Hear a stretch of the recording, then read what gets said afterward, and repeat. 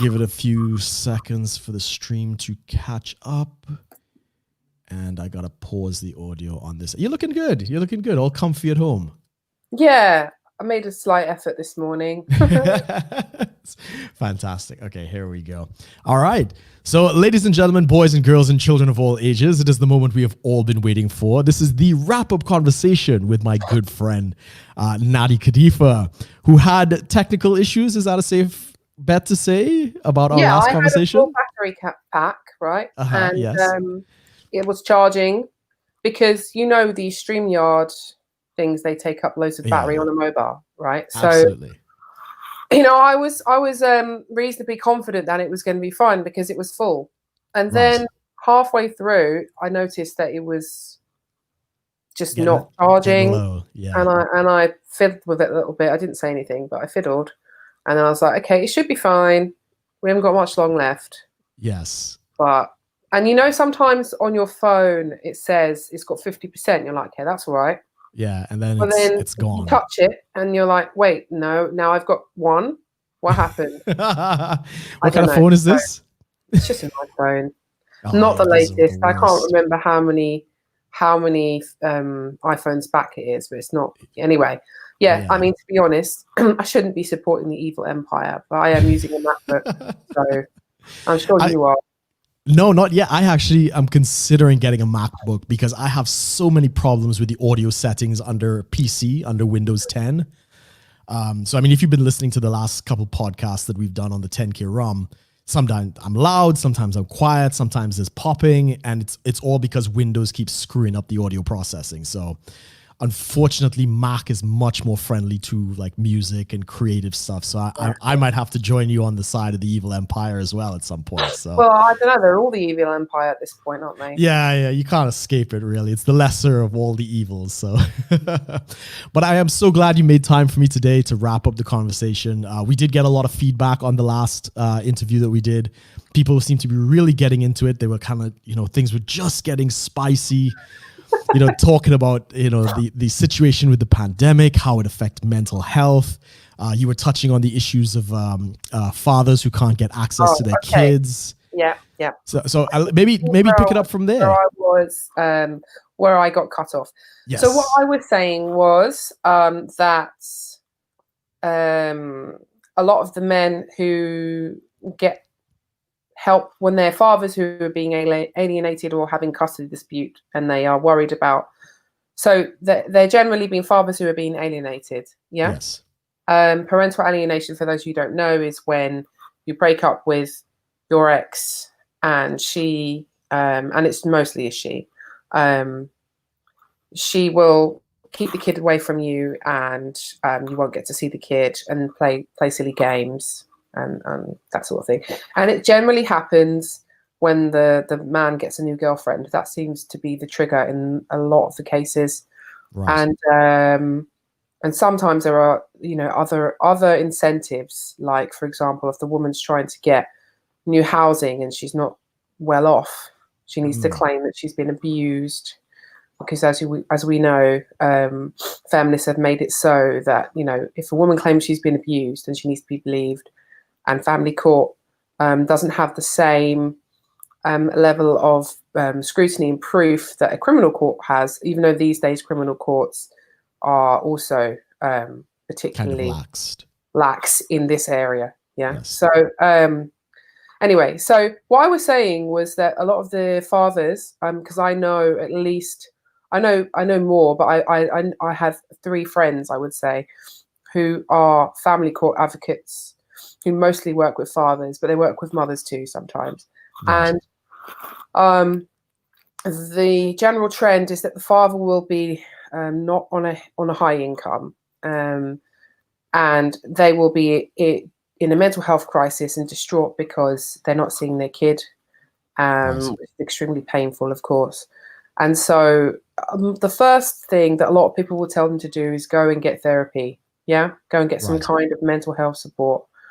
And I generally support that, although I'm sure that you've probably had these conversations before about the fact that therapy is probably more suited to women than it is to men.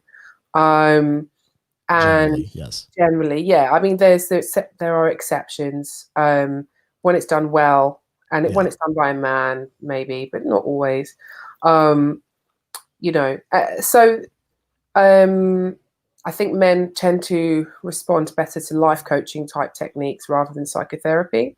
But just talking about the men that in this situation, they're generally just normal, everyday men who find themselves in a situation. They may have contributed to it. You know, they're never perfect. But then they realize that family court is just going to be screwing them over. Yeah. Yeah. The penny drops, and then they start to have all kinds of mental health crisis and suicide ideation and everything. And so they go and get NHS therapy. And generally it's like CBT, 6 to 8 weeks, sometimes 12. And most of those therapists are just, they're all right, but they're not what they need. Sure. And whenever I speak to any of these fathers who are talking about that, I tell them, go and get a private therapist. And I now have a list, and other people I know now have a list of male therapists who are men's right friendly, who understand the issues of family court in depth. And in fact, in some cases, don't even bother. Yeah, just, you can join a support group with Families Need Fathers, and they're not the best, but they exist. And There are numerous other people around who will be able to give you solid advice about this and support. And I find that they tend to, a lot of these guys will tend to hang on to the fact that they're getting therapy from the NHS because in the UK, everyone loves the NHS. We all pay our taxes. The church of the NHS, yeah. That's right. And so they kind of like, well, I'm just going to do this. I'm not going to, go out of pocket. And I was trying to make the point before that there is a put up and shut up attitude. So a lot of them will possibly have, got with their ex for whatever reason they were attracted to her. And I often find that they were not picky enough. Not selective. No. And this is understandable because of how things are. Hookup culture. But to be honest, they need to become more picky. I would agree. Yeah, I mean, on both sides, but men especially. Yeah, definitely. I mean, I know a lot of guys who've fallen into it from a one night stand situation where they probably never expected to see the girl again. And they suddenly they wake up and they're in a relationship. They're with kids. Exactly. And so I mean, one of the, not to rag on it, but one of the iron rules of Tomasi is, do not leave the birth in control of the woman. Always wrap up, always use a condom. Yeah. Because these things happen. And you and I both know horror stories of some things that, not to say that all women are evil, but we have heard some terrible stories. They're far more likely to be manipulative in this area than men. We all know that.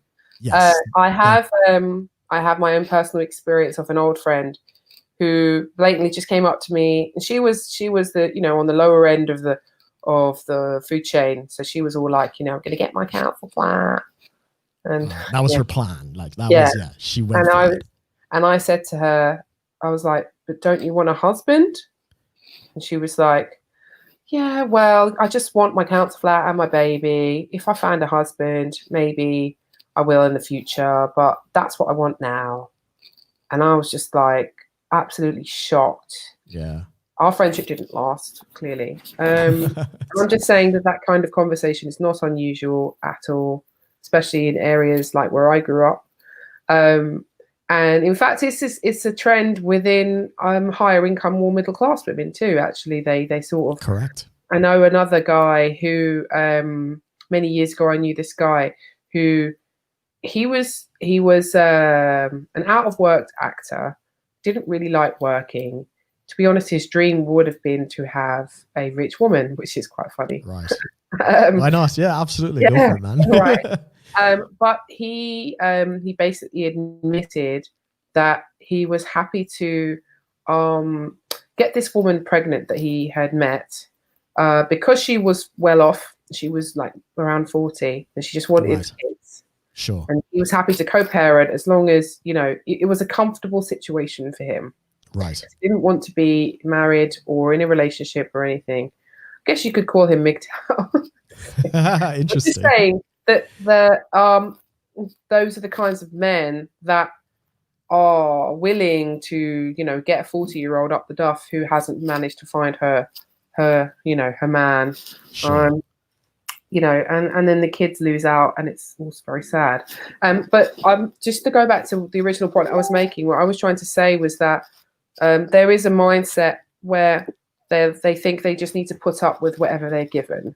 And you find that they sort of have had that attitude in other areas of their life, whether it be with the woman that they chose or other areas. And I think one of the key conversations that people will have with them is, no, you need to take control of the situation. And one of the best ways to take control of the situation is to be very selective about the therapist that you are willing to work with. You know, for example, I have spoken to therapists in the past who are of the opinion that when I was younger and I got referred for therapy, I went to one of those youth charities, right? Right. And so it was free. It wasn't via the NHS. It was funded by some other funding.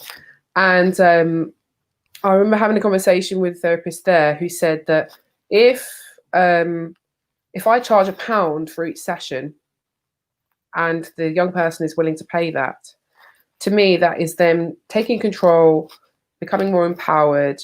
They are putting value onto their therapy, even if it's only £1. Sure, agreed. Well, compared to when it's free, the the success rate and what they get at the end and how they can move on therapeutically is always far better.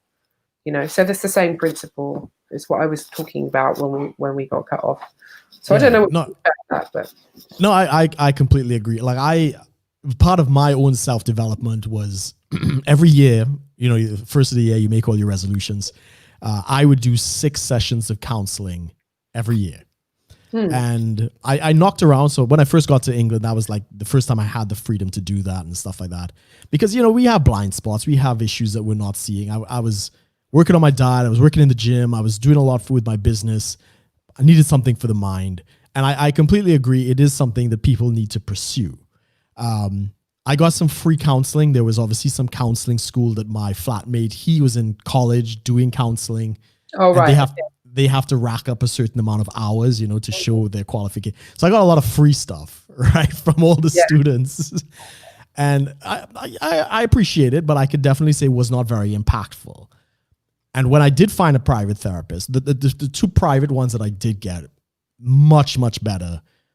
In fact, the last one that I had, she's been absolutely brilliant. And I was much like many people. I did not want a woman doing the counseling, but she definitely understood the mind. She was definitely very good with connecting with the subconscious, the inner child, all of these things. And the exercises she's given me, not, you know, I've moved country and stuff like that. I'm moved across the country. I can't see her anymore, but those techniques are things I'm still applying to this day. And I'm seeing dramatic changes. The only place we would butt heads is over the differences between men and women and how we approached different things, right? So like just something really quick is, you know, I talked about, you know, she's very big about trying to get adversity and pain and suffering out of your life, which is important, release the trauma. But for men, you don't grow without pain, right? If you don't have something to push against, even if you want to be educated, you need to admit that you're ignorant, which is a kind of pain, right? It's just, so men, we need to hold on to a bit of that to understand it's okay to feel this. It's okay to feel hurt and discomfort because it's growth. So she and I would kind of butt heads on a couple of these, but she's brilliant. I have to give her props. I don't know if I'll be seeing her again because I'm out in Wales now, but I mean, with the pandemic, I know that the suicide rate amongst men over this season in the UK especially has been extremely high. Would you say, you know, obviously I'm sure the courts have been closed down as a result of the COVID.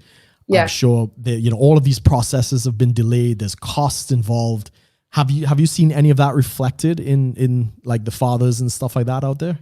Yeah, so numerous stories of the mother and the other parent saying, you know, you can't see your child because of COVID, right? Or I work in a care home, so therefore you can't come around because of that reason. Lots of excuses made. Right. And the official guidance was that the co-parent agreement, whatever the agreement was, needs to continue. Needs to be honored. Yeah. Yeah, it needs to be honored. But that clearly wasn't happening. And yes, the courts have been closed or delayed. Yeah. So, you know, one guy in particular had his court case delayed by 3 months, I believe. Wow. Okay. You know, and they just didn't really, they were just like, well, we don't know when. Yeah.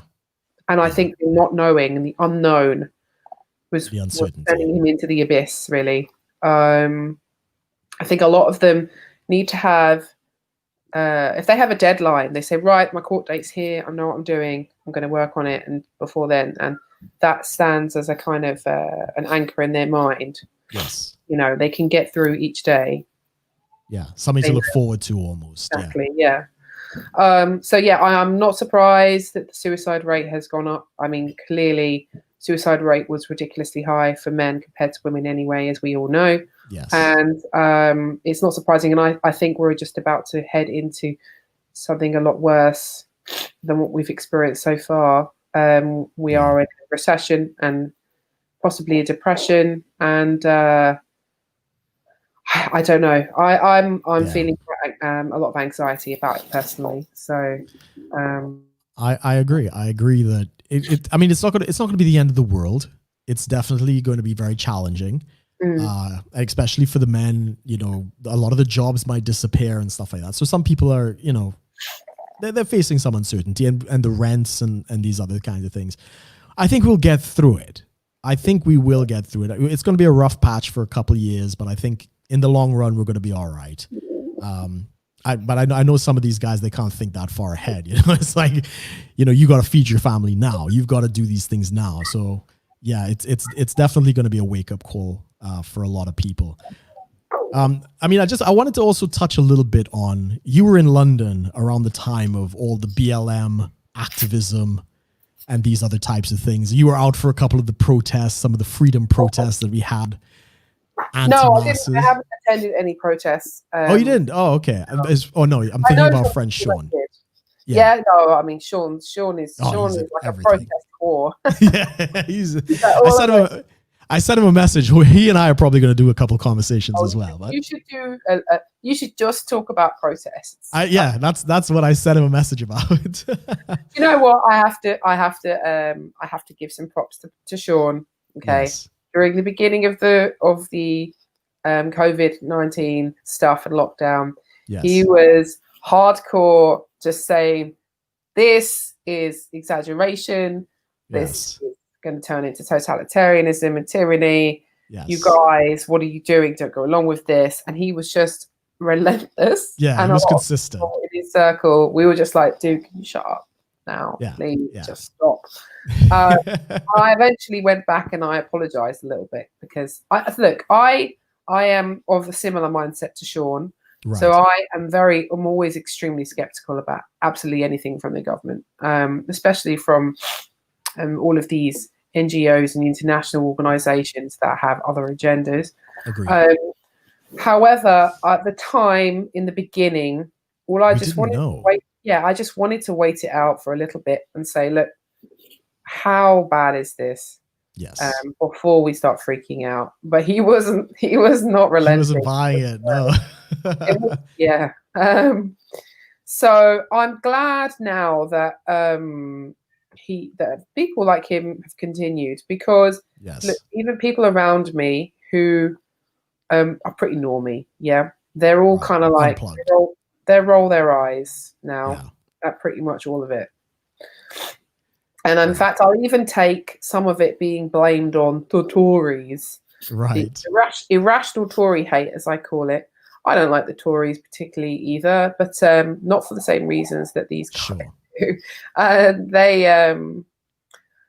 they'll be like, oh, the Tories are doing this, and I'm like, yeah, it's the Tories, right? Whatever. As long as you're skeptical, I'm fine with partisan about it. I don't care. Like, just be skeptical, okay? So that is good in the sense that I think most people are just realizing now that we can't go on losing jobs. We can't go on losing, destroying our economy over, over this virus that has a 0.6 death rate, even lower, in fact. With all kinds of unknowns.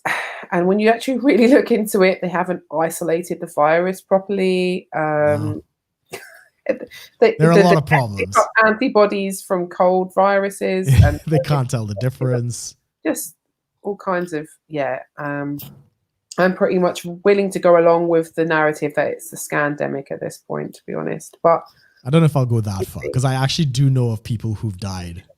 I mean, they had because they had other underlying conditions as well. Right, so hypertension and stuff. And my mom is like that. My mother back in Trinidad, she's got high blood pressure and diabetes and all those things. And for the elderly and those with underlying conditions, I fully understand you need to be concerned. But for the rest of us, you're under 70, you're probably going to be fine. So, but we didn't know in the beginning. I was a bit of I would say I was a fearmonger. I was definitely taking it seriously when it first came out. I was watching it in China, and what freaked me out was when China was building these massive hospitals really quick. That's when it's like, there's something going on here. And we still don't know the true numbers coming out of China. But what I suspected is the release of the virus in China was going to be the purest strain. So it's probably going to be the most vicious. But the virus wants to survive, right? Evolutionarily, it's not going to survive if it kills the host. So the longer it's out, it'll eventually get weaker and weaker until it's just the common cold. That was kind of my thinking. So we had to wait it out, really. And once we started getting the data in, and of course, all the scandals with the WHO and the CDC and the Public Health England and stuff like that, it was kind of like, this is completely nothing, right? At this point, I'm sure in Asia it was probably something, and they've got a very elderly population, so they had to look out for that. But it's not warranted, the destruction that's come from a lot of these policies now. So yeah, well, when I say scandemic, that's what I mean. I am not suggesting that the virus doesn't exist. I'm not. I'm not saying that. They're using it for propaganda. All of the policies they have, proposed and implemented to try and control it or whatever. That's the scam part. So I think when go back to the BLM thing, when I had a conversation with you about that. So for those of you who don't know, I think this is an important point. I am a quarter Jamaican, okay, and I grew up in a multicultural area in London that was mostly ethnic minority. Although not a minority in that area, actually, it's not. And London is actually only got 45% white population, by the way. I say white. No, that means white English. White English or British, as in Scottish or Irish or whatever. Although I'm not sure, maybe Irish has a separate box to Scottish and Welsh. Anyway, possibly, what I'm saying is that doesn't include like Eastern Europeans. But so I have this need to talk about it a little bit more, I think, maybe than some people, although everyone is talking about it, at least in my circles for sure. But in the sense that I understand the mindset that BLM has managed to successfully latch onto. And I would say that most Black people who are in the UK, they can be more conservative or right-leaning, right? They can be more reasonable in the sense that they know how to think, and they are more logical than other people around in other areas. But I would say that a huge proportion of them, percentage-wise, most of them still have the racism trigger. And that's what BLM is successfully manipulating and utilizing. It's like, okay, in the UK, We don't really have any police shooting. We don't have huge gun ownership or whatever. We don't have all of that, but we have stop and search. And who gets stopped and searched the most? In urban areas? Well, it's like young black kids. Yes. The only reason they are stopped and searched is because they're black, and there's no other reason. Yes. Because they're never going to ever come out of the mindset, in my opinion. At least I'm saying I think a small percentage of them have and do. Sure. But I don't have high hopes that they're ever going to move away from the mindset that they can be targeted for the color of their skin, and that there is systemic racism in the police force or any other institution. I just think it's going to be like trying to think of a right metaphor. It's going to be like the well that never goes dry, or it's just going to keep giving over and over again. I think I think you're right, and it's because there's a lot of money in race baiting in the UK. The whole white guilt thing, Brits colonializing and stuff like that. Some people are still kind of holding on to that for the last of it. I never understood the BLM protest over police violence in the UK, because that's clearly not an issue out here. Even in Wales, they had something in Cardiff. They're not just talking about police violence. It's about systemic racism on a broad level. And it doesn't matter what the issue is. Exactly. I mean, not that long ago, there was somebody was hatched to death. They were like a serviceman, a white serviceman was hatcheted to death in the middle of the day on the streets, on camera, by a black gentleman. And that was like a couple of years ago, not even that long ago. Oh, the one in Woolwich. That might be it. I mean, it was a little while ago now, I suppose. A couple of years. But it was a big deal, because if that had happened with a white guy doing it to a black guy, we would never have heard the end of it. They would have been a BBC tour. Stephen Lawrence. Exactly. Stephen Lawrence was a drug dealer. They had a fight about a drug deal, and it went wrong. Correct. It wasn't because he was black. Yes, exactly. I'm not saying that they didn't try and cover it up, though, because I do think there was some shenanigans going on in the police. Yeah. But I'm going to stick up for them a little bit, even though I don't like to bootlick that much. They clearly knew that the race baiters were onto them, and so they had to do something. But the thing is, that kind of police cover up stuff won't happen now. It's just it can't. They've eradicated it. Any kind of British solidarity in the police force is gone. Pretty much. That's why they keep talking about it, Stephen Lawrence, even to this day, because it's like literally the only case of where a bunch of white guys in the police force were like, let's all not be grass, look out for each other, and literally one of the only cases where that has happened in the last 20 odd years. Correct. One case. Correct. Yeah, I know. And then, not to even mention the other sides, we've had massive grooming gang issues in the UK. God. The police force definitely has a lot of issues, and it's because of this type of Marxist thinking, this oppression narrative. It's actually a form of white supremacy, in the sense that these people, it's the soft bigotry of low expectations, right? So yeah, that's right.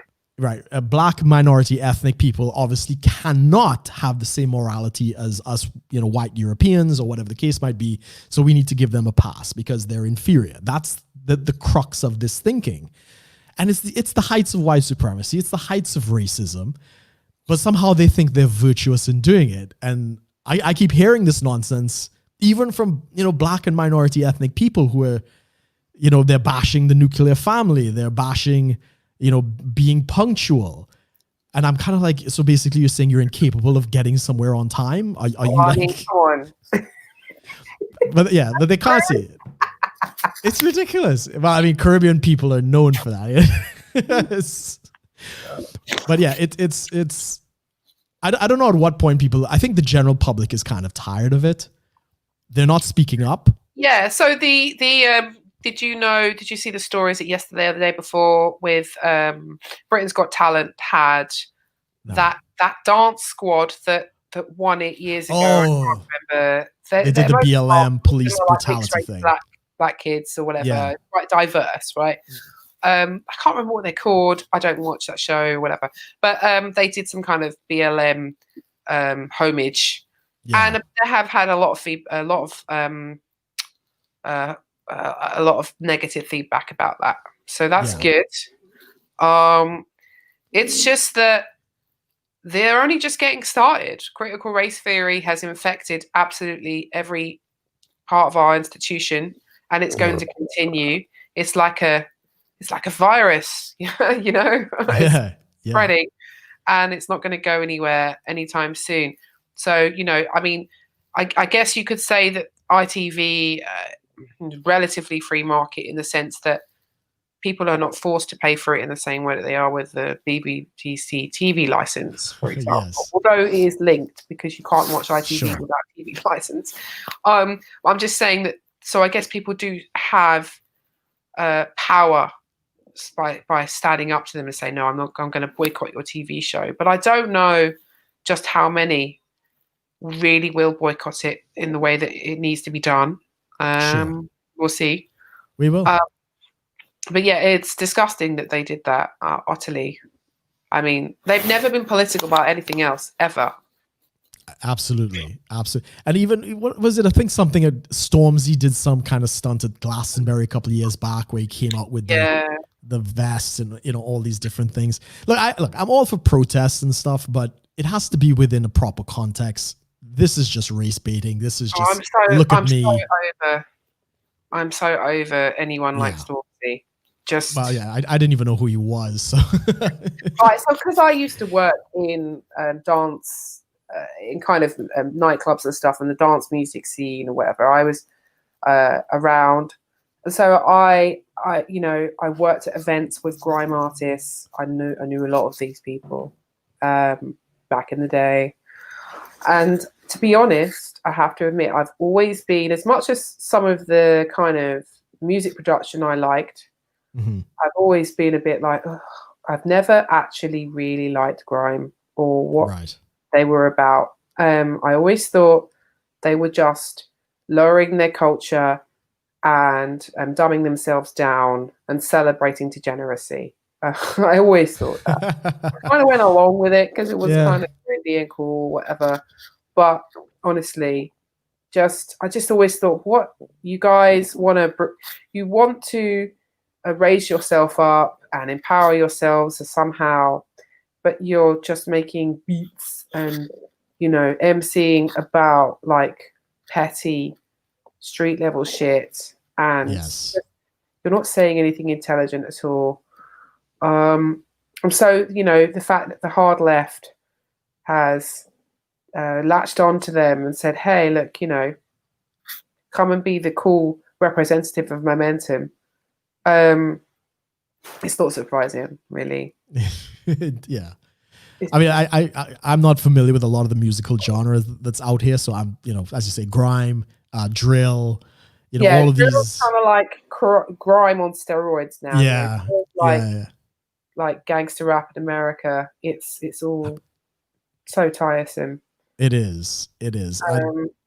Which is why people like yourself and others have to speak out. And, you know, there has to be some kind of counter narrative to a lot of this type of stuff. Well, my counter narrative is that I grew up with these kids. Okay. Yes. I grew up with these kids, and when they get to about 12, they all get coerced to join a gang. And if they don't join the gang, then they feel like their masculinity isn't worthy. So it's very manipulative the way that happens. And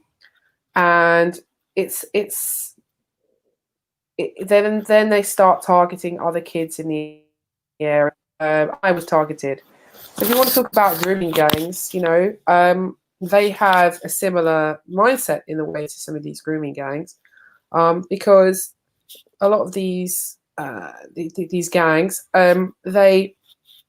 the part of initiation to join one is to pretty much sexually assault someone. Correct. I'll tell you a story. Once I was on a train going past this car park, which is now this kind of super trendy, cool car park with, you know, hipster bar on the top and all that. I'm not going to talk about where it is, but Sure. Anyone that knows me can work it out. And you know, that car park's been there for years. It used to, and behind it was this warehouse that used to have like little Chinese people making clothes in a sweatshop, and then it's now like this, you know, leftist hipster nightclub with like yoga studios and whatever. And so it's all been gentrified pretty much. But one time I was on the train and going past, and I saw a gang inside the car park. So you can see inside, and there was about I don't know, maybe about 15 guys, and there was a girl, and she was being raped. She was being passed around in a circle, and that was really like an initiation type ceremony thing. Yeah, right. They have to do something like that to be part of the gang. Yeah, right. And the grooming gang thing is a similar kind of mindset. Although I get the grooming gangs with these older Muslim men are not necessarily, you know, drug dealing gangs or whatever, sure. But there is a similar tribalistic thing going on, right? And so I remember I called the police about that, and I said, "Look, I'm actually on my way somewhere." It was like the last train, right. So I said I can't get off the train or anything, but this is where it is. And the policeman on the phone was like, "I don't really know this area," and I was like, "There's a massive car park in this area. You can work it out, mate. Right? Well, you need to go in there now." And he was like, "Yeah, can you not get off the train and show us where it is?" I was thinking, oh, God. Any excuse not to do the job, really. It was so disappointing, honestly. So, yeah, but when I was growing up, okay, I grew up with some of these guys who were, you know, I want to be a grime MC and I'm in a gang, right? Yes. And they pretty much would, once they're in their little gang, then they would go around trying to find some girls who they think would be interested in them or sexually assault them if not, right? So there were one time in an example, there was one of this gang came into my council estate block. We didn't have security doors at that time, and they had brought a couple of girls in, and they were sexually assaulting them on the stairs. And my dad phoned me up and said to me, "Don't come home, stay at your friend's house." Right. And I was like, "What?" He was like, "I called the police, but I don't know how long this is going to go on for, so you stay there." Yeah. And I knew who these guys were, by the way. Right. I knew who they were. And I got targeted by them, okay, really? At one point. Yeah. So one of them I actually went to primary school with, and so I knew him, and he was a bully in primary school, and I never liked him, right? Right. The thing was, it was just me and my dad, and we didn't have a network in that area. We were new to the area, and no one really knew us. And I had friends. I was friends with 3 white girls, right? And they all had either older brothers or they'd been around there for a very long time. Right. And also, a lot of them had associations with the BNP. What's the BNP? It's the British National Party. Oh, okay. That's kind of the right-wing nationalist, white nationalist kind of thing. Yeah, they don't really exist anymore. They got completely destroyed by the establishment. If you look up Nick Griffin, he's still around, but he's not leading anymore. UKIP came along eventually and was kind of like a very watered-down version of the BNP, and not so much about the white racialism stuff. Although, to be honest, the BNP wasn't really like that in the beginning. You know, they were just strict nationalists, and it became a little bit more like that. It became more ethnic. Yeah. Okay. So that was what's his name? Tommy Robinson. He came out of that, didn't he? Yeah. Yes, he's an example. Yeah. Of someone who sort of within it. But I'm going to stick up for that a little bit.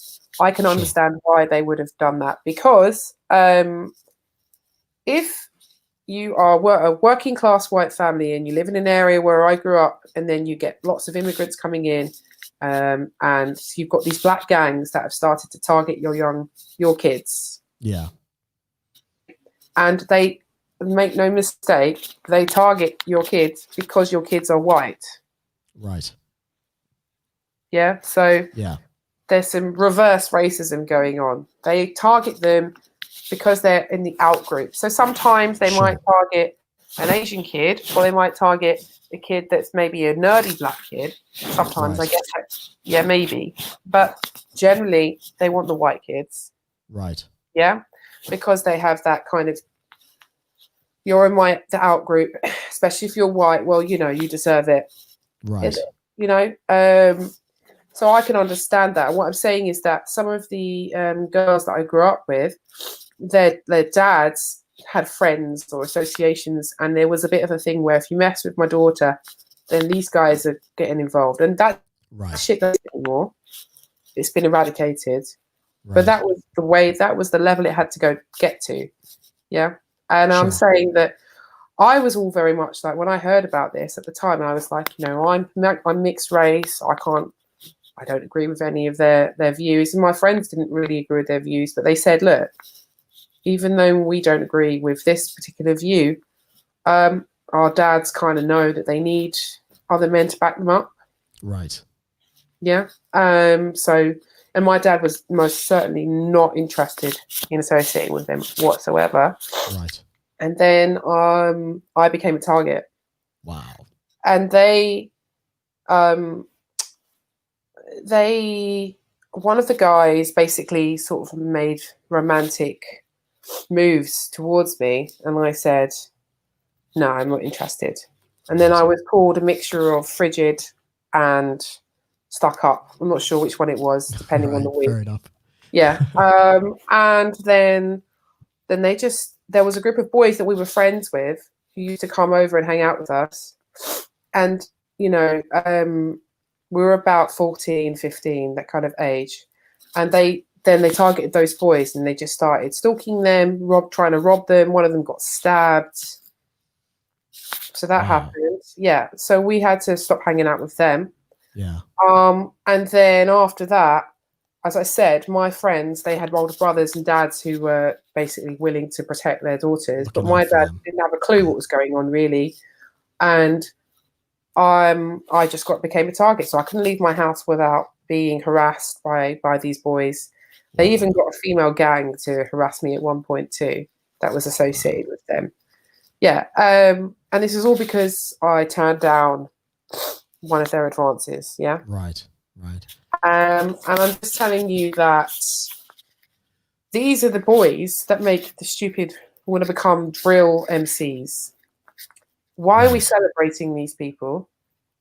Right.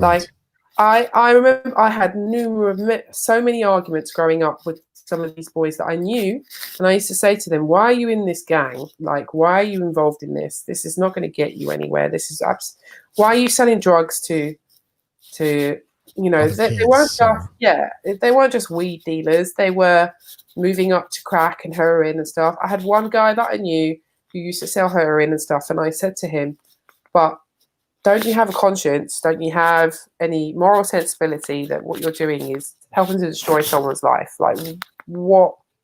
Correct. You know, it's not just weed. This is beyond that. You know, and he used to be like, you don't understand, yeah, you know. And I'm like, what do I not understand? Like, you got the same grades as me at school. Yeah. Yeah. In fact, he went on to university and he's completely different now, right? This guy in particular. But I'm just saying that other guys I knew, they all got sucked in to that, right? And it's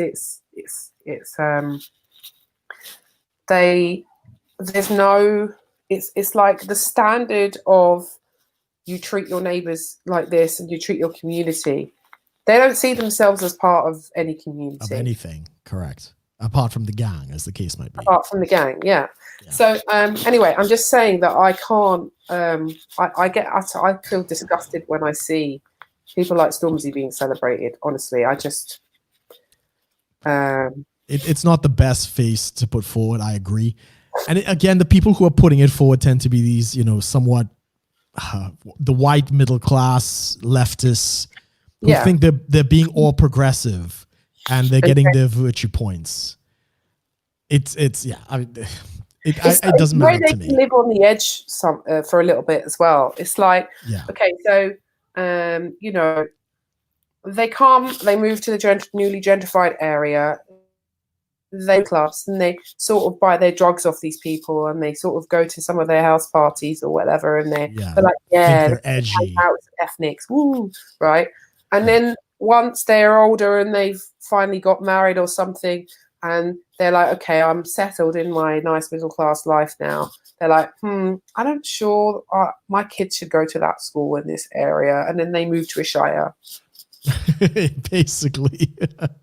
Yeah, no, I agree. I mean, that's a very new trend for me, because in Trinidad we don't have that. Obviously, as in Trinidad I'm the minority, so it's a little different. Right, yeah. But I when I come out here and I speak to, like, there's a very progressive lady out here. I haven't met her yet, but we've had some interactions on Facebook. She's in the area I live in, and she put up this entire long post, obviously virtue signaling, about how you can't call, ethnic people or black people, you can't use black, like that's racist.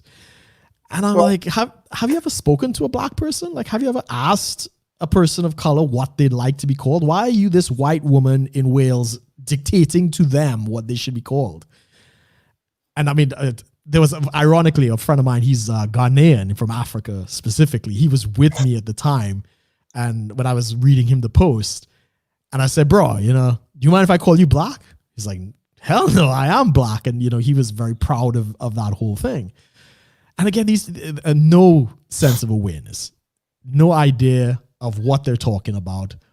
And they're just virtue signaling, look at me, I'm not racist because I don't call black people black. Is that really the best you can do? Like, is that your claim to fame? Well, she sounds like someone who's probably going to claim that there are no differences between the races, right? Possibly. I'll have to have a conversation when I meet her. But then at the same time, she will claim that the white man is, has caused systemic racism and is oppressing everyone. I put my on it. I'm pretty sure, because she is a bit of a there is, like, where I am is very left. All the Corbynites. Well, I don't even know who the guy. Are they Corbynites in Wales? A couple of them. And I mean, remember, Wales is very green. It's environmental. Wales is an interesting place. I've heard about. It is quite left wing. Yes, but it's also kind of nationalistic in the sense that a lot of those are very much trying to. I don't know. Maybe they'd like Wales to be separate again. I'm not sure, but yeah, there is a separatist movement coming out here. They're quite left wing, that separatist movement, aren't they? Not. Yes, for the most part. Yeah, we got a question here. Yeah. Let's see. Can you ask your guest what she sees in the inner cities becoming in the future? Being non-white areas completely, will London and Birmingham become socially detached from the rest of Britain, for example? Yes, I think that they will become socially detached from the rest of Britain. And I think that... I think they are already. They are, yeah, quite right. I think they're going to become ghettoized even more so than they are. I think that I don't really know how these progressive liberals are going to survive, to be honest. I don't know what they think they're doing. What the end game is, yeah. Yeah, what do they think is going to happen? Do they think that they're going to walk around with, a badge on saying, I'm BLM or whatever? Do you think that the local hood rat down the road is going to give a shite about that? No, they're going to still rob you. Yeah, quite right. I don't know. I mean, in some ways, the Eastern Europeans are quite interesting because there are quite a lot of them in London. Yes, they kind of keep themselves to themselves and they work hard. Maybe they'll create some kind of Eastern European ghettoized areas, and then the progressives could join them, and then there'll be some white solidarity. But the Eastern Europeans will probably be like, ugh. Once upon a time, yeah. No, but honestly, I am moving out of London very soon. Right. I tell you what's interesting, though. I saw someone say a commenter say something yesterday that all of these local lockdowns that they've been doing in places like Leicester and that, they're going to continue to do them with the second wave, apparently, from now in the winter. And they're going to target small towns and small areas. But places like London and Birmingham are not going to go through that because they want London and Birmingham to just be, keep the economy going. But also, I don't know if you know that during lockdown there were loads of illegal raves happening in places like Brooklyn and stuff. Yeah. And police probably are sick and tired of having to deal with that, especially in the context of BLM now. They're just going to get called racist for targeting and trying to arrest those people. So in some ways, if it might be beneficial to be in a city in the next 3 months at least, just temporarily, of course. Yeah, no, I honestly, I don't. I think clearly London's a big place, and there are lots of very, very wealthy areas that will be, well, they're always going to be gated. Sure. But everywhere else in London, the other thing that's going on in London is they're trying to make all the roads unfriendly to cars. I don't the war on cars. War on cars. So just to go to this comment, this person saying, this is what I was kind of interesting in the sense that a lot of these small villages and towns with lots of land. So we've been to Cornwall and other places around the country, and there's lots of new developments going on. Yes. And a lot of them are going to be kind of shared housing, shared ownership, which is kind of, the new version of the social housing.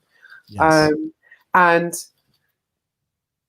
guess who's going to be bussed in to live in those places? People out of London and Birmingham and all these places. Possibly, yeah. Or people that are, not British. That's I mean, to the point. That's kind of worse, because if you're in a small town and you get overrun with, lots of immigrants, basically, in a way that's worse. In London, at least, everyone's in their own little atomized bubble, and they're all used to being hostile to each other. But in small towns, they're going to get a nasty shock, and a lot of them are getting a nasty shock, to be honest, already.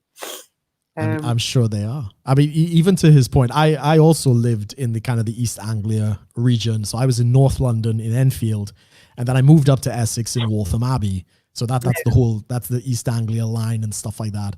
And yeah, the amount of people that were moving out from like central London and these other places, they're just going up the line. They just need the train. That's kind of all they need. Yeah, it was ridiculous. The agent that I was I was renting a desk in a property agent office, bustling with business. And the minute the lockdown lifted, I didn't see the agent for like 3 weeks, because she was just constantly showing houses, the flux of people that were coming out of the city. So I definitely think that's a trend. I know Stevenage, which was more north of the line, that was a place that was flooding out with people. Even I looked at Stevenage at one point. So yeah, I think in the long run, we're probably going to go back to, in a couple years, I think we're going back to city-states in a large sense. I think there's more de-evolution from the central government. We might get the old kingdoms of West Anglia, you might get Wessex and Mercia and all these little regions pop up. But you need that close control. What's that? I said one can dream. One can dream. I as in terms of practical strategies for, coming from the libertarian aspect of things, right? I 100% support regionalism and localism. It is interesting. I don't know if the local people are going to be smart enough to try and do that, though. I mean, there is what is that? So Philip Davies MP we've spoken about before. He was actually part of a campaign in Shipley to become independent from Bradford Council. I think it's really? Okay. Yes. So he's already thinking that way. Sure. I think that's where things are going. In a way, even though he's part of the Tory party, he's definitely an independent. He's representing his constituency. Yeah, he's an independent. He's just part of the Tory party. And how he's managed to stay, I don't know. I don't know how. Well, he's got the votes. Yeah, but eventually, we'll see. But what I'm saying is that sure. he has been part of a campaign to try and become independent from the local council. And I think there might be a trend, or at least I hope, of others trying to do that. I don't know how successful he's been because I haven't followed it recently. Yeah.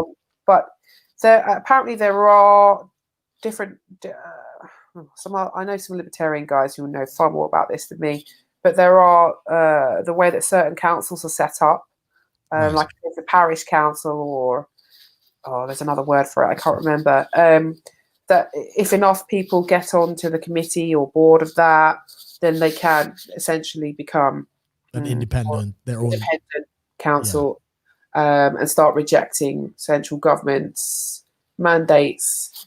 Not in all areas, but in a lot of areas. If I would love to see that happening, and that would see a similar trend to what we think America's going to happen with America, right?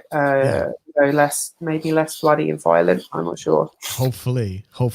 All right, so we are coming a bit up on time. We did. I mean, I don't know how much time you have. I know you've got the kids. I've probably got a little bit more time. They sound pretty occupied. Okay. Occupied, yeah. All right. Well, there were two things that I did want to hit on. You did want to talk a little bit about some news that's going on in the divorce courts and the family courts. Oh, right. Yes. So there has been Philip Davies recently tried to fight against the domestic abuse bill. Right. What he tried to do was expand the definition of domestic abuse to include parental alienation. And he didn't succeed, unfortunately. However, the guidance paper now includes parental alienation as a possible sign of domestic abuse. So I mentioned the family court advocates that I know earlier. And one of them was talking to me recently about how the way she sees it, the trend seems to be the man is in the relationship with a woman who is abusing him, right? Yes. And it could be physical, or it could be coercive control, or a bit of both. And then he tries to leave, because a lot of the other trend is a lot of the guys will leave the woman because he's sick of it, and then she uses parental alienation to punish him. Right. Yeah. And the other trend that I said is that she uses parental alienation to punish him when he gets a new girlfriend. Right. So those are two trends that she sees, and so she's saying that it's just an extension of the abuse that he's already suffered. Right. She's still trying to abuse and try to manipulate and control him via the children. And so this needs to be recognized. It's not recognized at all. I mean, even though in CAFCAS, the agency that is set up to represent the children's best interest and mediation, now recognizes parental alienation after denying that it exists for that's big. loads. Yeah, now they do. But the thing is, what's now happening is they're going to be like, okay, we recognize it exists, and we are only going to work with certain organizations who recognize it exists, and those organizations are going to be feminist friendly. Right. People like Refuge and Women's Aid have already put their hand in the ring and been like, well, we're going to provide this and provide that, and they're trying to claim that parental alienation affects women more, which everyone knows is not true. And it's not a competition. I wish it wasn't, but unfortunately, as someone who's a men's rights activist, I'm going to advocate for an area where men are the victim, say 90% of the time. 90% of contact orders are made by men. Yes. To see their children, right? So that we have clear. There's clear evidence to show where the issue is lying. Yeah.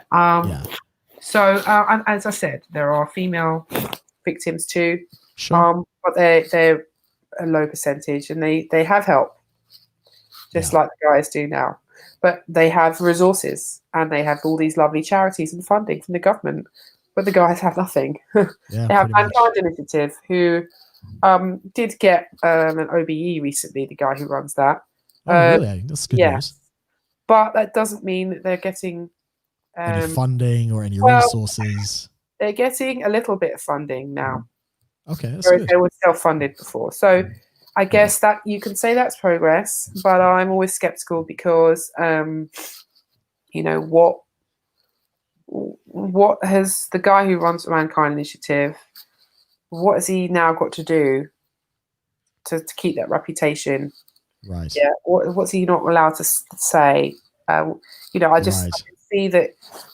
My suspicion is that over time things they'll close in on him and be like, well, we'll give you You're this. one of us now. You're one of us now, yeah. And yeah. I'm sure that he might call me a bit cynical, but whatever. So the parental alienation has been included in the guidance. So in a way, the guidance sometimes is more important than the actual law or policy, where if people that are involved, social workers or whatever, family court advocates, they can reflect back to the guidance, because that's what's used in family courts and in mediation. Right. So they can say, well, the guidance says that, this is an indication of coercive control. So you could see cases of coercive control against fathers, against men, go up as a result of this. But I'm not sure. It's too soon to say. Yeah. Yeah, it's difficult. Sure. I think if anyone's interested in following this, because the domestic abuse bill still needs to go through the House of Lords, and you can follow. Justice for Men and Boys is always excellent, of course. Yes. But Deborah Powdy, she is one of the people that has been involved in this from the beginning, in the beginning consultations. So she's on Twitter.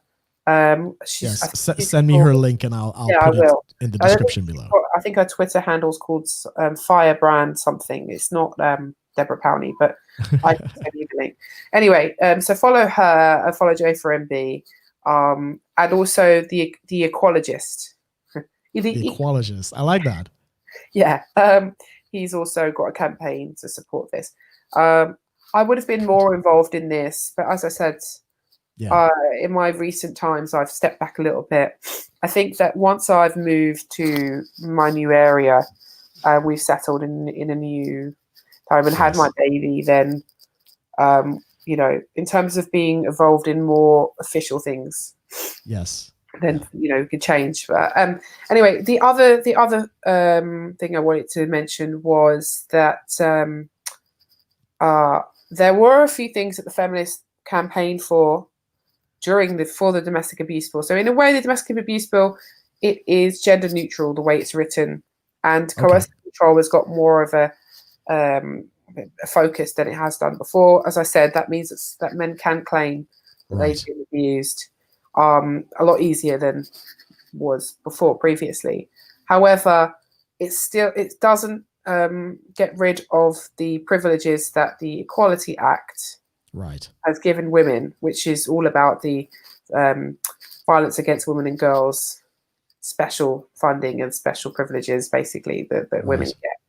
Okay, so it's like they've said, well, we can mention that men are more victims, but we're not going to give them any funding, and we're not going to take away the special privileges that women get, and we're still going to say that women are more victims than men. So it's like an inch of a whatever. I mean, it is progress. I mean, it's a long way to go. No doubt, there's a long way to go.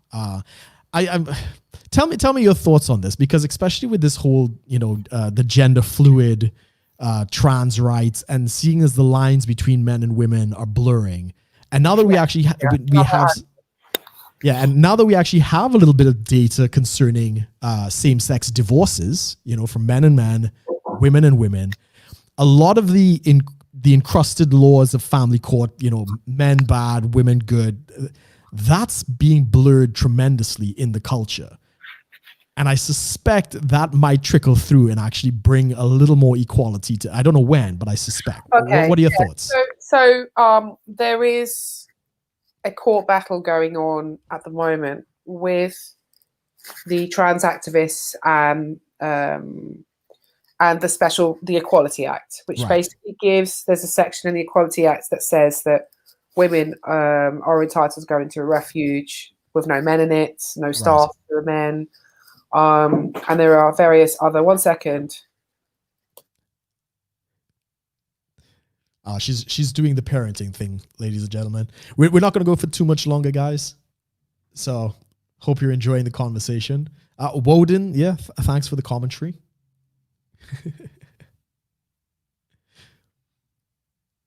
Yeah, she's basically bribed the kids to give her about an hour. So we're almost done. I got one more question after this. Sorry about that. That's fine. Okay. Yeah. So I could talk about one more point, and then I've got to go. Yeah, no problem. Yeah. So there's another issue as well where the feminists didn't get everything they wanted on the domestic abuse bill because there is a court battle going on about the Equality Act, Right. and that's why the TERFs have started to become. I call them TERFs. They're not going to like that. They don't like being called TERFs. That is the trans exclusionary radical feminist for those who don't right. know. Although, to be honest, not all of them are actually radical feminists. They're just taking the position of radical feminism, as in they don't take on all of the the opinions like we want to reduce the male population and all that silly radical stuff. And then we have Posey Parker, who is a dissident feminist who says she's no longer a feminist, who I've spoken to before. We went to Speaker's Corner at Women's Day, and she was there with her turfy friends. She's all right. She's reasonable. She is sort of fighting this cultural battle about the fact that she's saying that women are being erased. What is a woman? A woman, right. So if you can identify as a woman with your gender identity, then you're erasing women. But so that's on a broader level. But on the legislative, and also on the Equality Act and the fact of the resources and help that they get. So there is a battle going on at the moment where I don't know what the result is exactly going to be, and I think that's why the TERFs are really starting to speak out, because they don't want to lose their special privileges that they get in these refuges. And as I said, Gender-Free DV that I mentioned in the beginning of the last conversation, they were trying to go along with the new thinking about gender and sneak men in there. So they were saying that, look, we need resources for everyone, LGBT, gender fluid community, whatever, and men. Yes. So they were kind of like undercover men's rights activists, and they're kind of what the TERFs are talking about. TERFs are saying that men's rights activists are trying to infiltrate the trans and equality. And actually, well, there is one charity that kind of was doing that. Anyway, but not in the way that they claim, because they sort of say, oh, it's a way that men can attack women and invade their spaces and sexually abuse them because they're radical feminists and they've all got borderline personality disorder and stuff. But no, they just recognise that men don't get funding. Right. The way to get funding is to sneak them into another group. Yes, into one of these privileged groups. That's absolutely. Right. So that's interesting. That's probably going to come to a head very soon. Clearly I would like the feminist hegemony to be completely dismantled. Of course. And I also, I go along with Erin Pizzey's ideas that women who go to a refuge, they should have male staff there. Yeah. Okay. They need to see. They don't know how to have good boundaried, healthy, functional relationships, which is part of the reason why the majority of them are in reciprocally abusive relationships, or the abusers themselves, or if they're codependent, they grew up in a codependent household in their family, and so they think that's normal. What they need to do is see a good relationship between a man and a woman, and if you have male staff, setting a good example. Setting a good example. That's how they learn, and they need to be able to exist in a semi-autonomous community for a while with each other, and maybe with male staff around. Ideally, you would like to have men there too, but that's a little bit. It's a little separate buildings. Maybe they could mix socially sometimes. It's like they need to be re-socialized and rehabilitated in a way. That sounds horrible, but but coming out of abuse, rehabilitation is probably a good word. I totally get it. Yeah. Do you have to run off? Yeah, I can talk about one more thing before I go.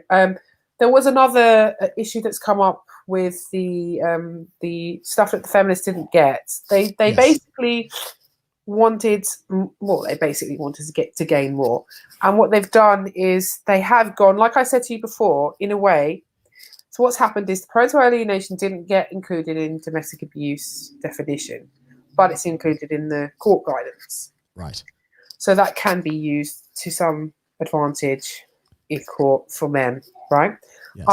However, but that's new. So I'm not saying that's going to work yet. I'm just saying that that's what's happened. It's happened, yes. But then the feminists have done that in another area, okay, where they basically have ratcheted up the claims about domestic abuse and sexual assault or whatever in guidance themselves. So they've kind of done this tactic, right? And the thing is, that's worse because the parental alienation was trying to go through the official channel, right? The expanded definition, but the feminists didn't even do that. They just ignored that and said, okay, fine, we're just gonna go straight into the court guidance. Yeah. And so, I mean, I could talk to you about that again because I'm due to have a chat with someone who knows very much about it, and she said it's really disturbing what they've done. Really disturbing. Yeah. So that's something that I've just found out recently. But I'm just saying to any guys that are going to be going through that, just to be aware of these things, because they might go and have a look at guidance and they might get advice, and on a broad level it seems all gender neutral and nice, right? But then when you drill down and you get there in the day, you find out that it's there's some traps. Yeah, exactly, there are traps, right? Absolutely. So the other thing I wanted to talk about quickly was what was it? It was the 22 convention. If you wanted to touch on that, yeah, let's touch on it because I think we spoke about it before. So, yes. 22 convention. I don't know. Your viewers probably know what it is, right? The 21 convention. I'm sure they all know of what that is. And then Anthony Johnson decided to start 22 convention, where he wants to make women great again. Get a bunch of guys, male speakers, to speak to a female audience about how they can be great again, right? Is that yes. Pretty much. Yeah. And what were your views? Well, at the time, I thought this is a really good idea. Right. I think it's a really good idea. I think that women do need to sit down and listen to men without arguing with them, without pushing back, and just take in what they have to say and go home and think about it and just I think have a different perspective. Yeah, absolutely. It's, the women are getting men's perspectives online now, but it won't be in a professional way exactly. We've got tons of red pill MGTOW content and all this. But which isn't always healthy for some people to digest. And they're not designed for women. They're designed for men. Correct. So if they're designing this for women, I'm not saying they're going to sugarcoat stuff, or they're just not going to be all, manly about it. Well, we hope not. We don't know. They're not going to be.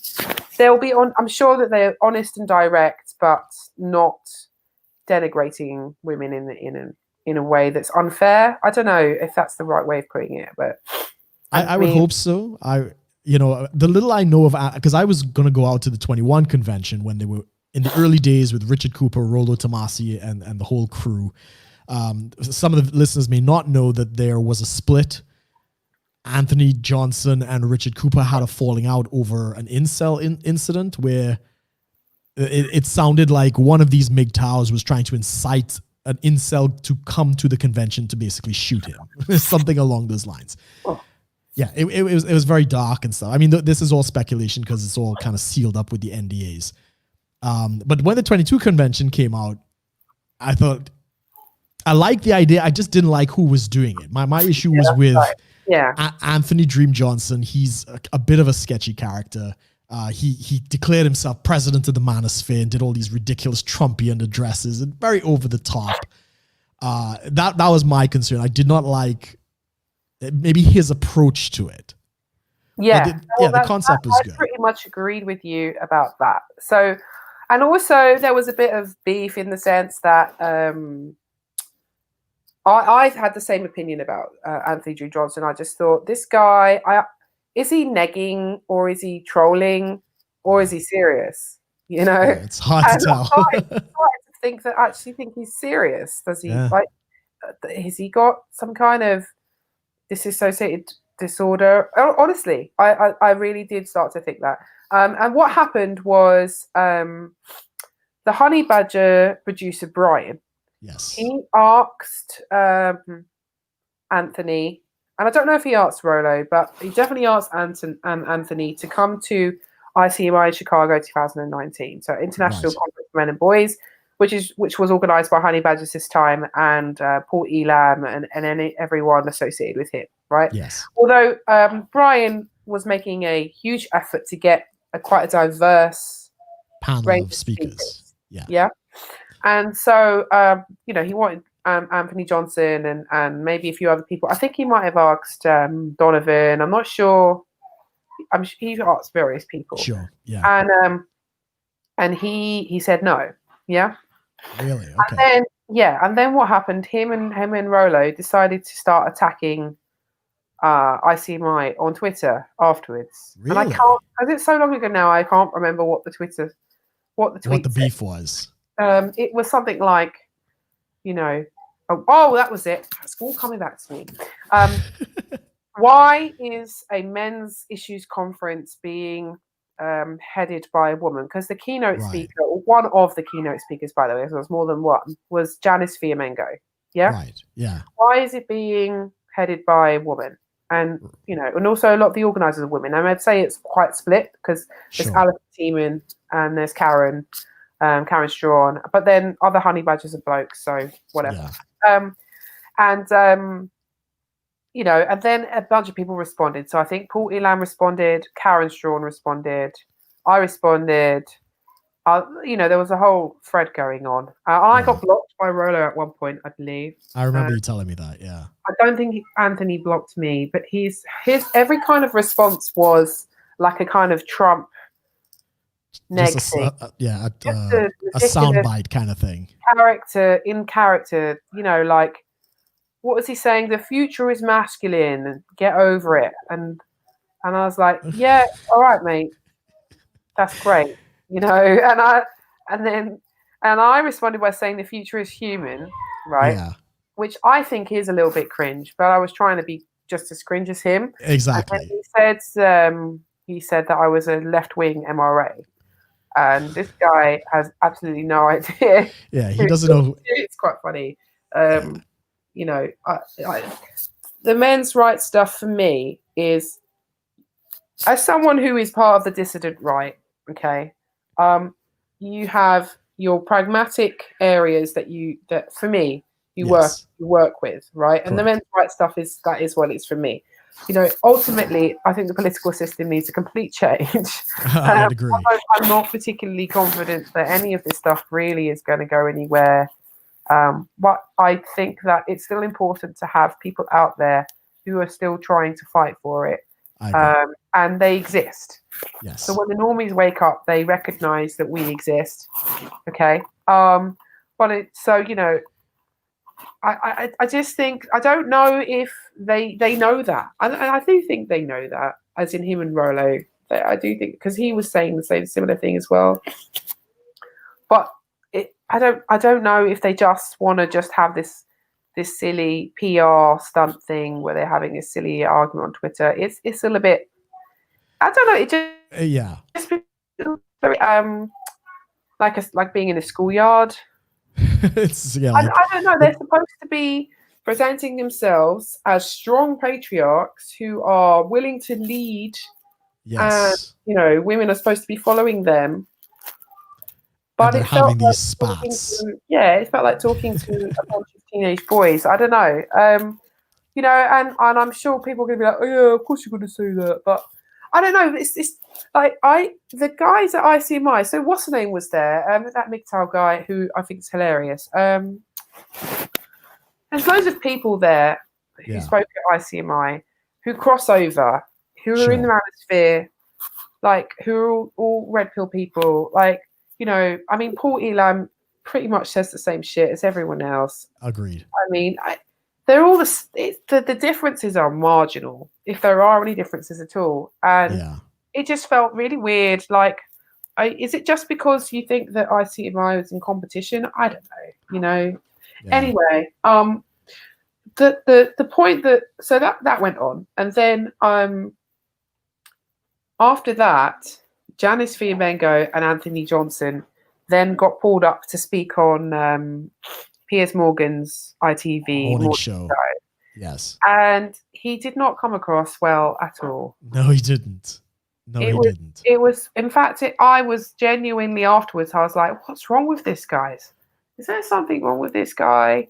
I mean, that was my comment to you, that there was something wrong with him. We think mentally, maybe in other areas, and he's really believing his own Kool-Aid kind of thing. And I agree, that interview was horrendous for him at the end of the day. It's like, you know, if he's the guy to be the organizer, and as someone who organized Measures for Men, I get it. You don't, you know, people have tried to get me to speak before, and I'm like, nah, I just want to be organizer, right? Right, yeah. And I kind of felt like, in a way, it's like I wanted to have a chat with him and be like, be the organizer. Don't be the face of it. Don't be the face. Yeah. Because your face isn't working. I think you're right. I don't know if I just sound like a hater. I don't know. But I would say you're spot on, especially since the rift, and as I was explaining to you. Yeah, then the rift happens after that, right? Yeah. Yeah. So. Well, it was actually before that. Time. Yeah. Yeah, and now we're seeing the contracts are expired with the Red Man groups and the 21 convention. So a lot of the speakers that were working with him are kind of free agents now, and they're kind of abandoning him in droves. So Anthony Dream, I mean, he's still got his organization. He's replaced a lot of the guys and stuff like that, and he'll probably continue to do conventions. But I don't think they're not putting out a very strong message, and there's not a lot of followers. Yeah, and you know, he had John Cooper due to speak at 22 convention, who spoke at Measures for Men, and I know John Cooper, and he's a really good guy, and he's an excellent life coach, excellent guy who is, I would say, is someone that women should listen to 100%. Right? Yeah. And then there's also Noah Revoy, who I also know really well. And you know, and he's happy to speak at it because I think he's just like, this is an event, I'm going to speak at the event. And again, I think he's a guy that women should listen to too. And I think there were other really good quality speakers. Molyneux is obviously a huge one. Yeah. You know, so it was just a little bit like, well, I think other people will just say, well, there's not much else going on like this to stop complaining. And I was kind of like, no, I'm not complaining. It was just that, why, for me, it was like, well, we're all in a similar sphere, you know, trying to influence for men's rights. ICMI, when you guys could work together somehow. Like, ICMI is not a profit-making enterprise. It does feel that the 22 convention is more of a profit-making enterprise. For sure. Yeah, definitely. Given the cost of the tickets. Right, exactly. Oh my God, the cost is eye-watering. Yeah. So just be aware of how you're coming across, because I just think that women of good quality will be like, this guy seems like there's a bit of a snake oil vibe about him. You know, and it's a shame. It's a huge shame, because I just think it's a really good idea. Yeah. But you know, I'm just gonna shill for my crowd. I think women, if you want to listen to some good advice about relationships, go and read Paul Elam's book. Yes. Yeah, definitely. Everything you need to know is in that book. And a lot of the guys you know about and all that, they all say similar things. But Paul Elam is very grounded and centered. He hasn't got this whole, I'm going to become president of the manosphere and make loads of money out of this. He's not in it for that. Agreed. Yeah, no, Paul Elam is fantastic. But yes, I'm hearing all the noise in the background, so obviously the bribe is worn off. They come in the door, they're chucking things in the room, and it's a way to say, "Mummy, shut up and come back and be a mother." So I'm going to close it up. Without coming in and crying and saying, "Oh, you know." It's the strategy. Yeah. But Natty, as always, we have had a fantastic conversation. We'll probably have to do another one at some point as well. I know there's so much more. Yes. Not that, please. But I do thank you for your time and your feedback and your input. We always have a good conversation. I hope you have success with the move. Let me know how that goes. And I hope, of course, with the baby, congratulations again. Hopefully all of that goes very smoothly. But yeah, as always, give me all the links of some of the people that you're referring to and how people could reach out to you. I'm going to put all of that down below. We did have a couple viewers and a couple people, and they were very impressed with the conversation. So yeah, hopefully we could do this again sometime. So thank you so much for the time. Thank you very much for letting me come on your show.